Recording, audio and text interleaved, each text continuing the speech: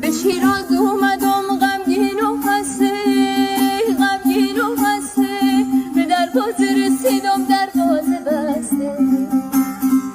الان دروازه بان دروازه بگشای، دروازه بگشا که نجوای غریب تنها نشسته.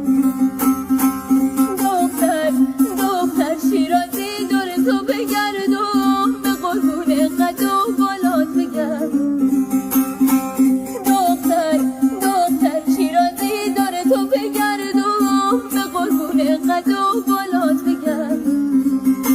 بیا بریم سبزوار ای خدا بارون ببار، بیا بریم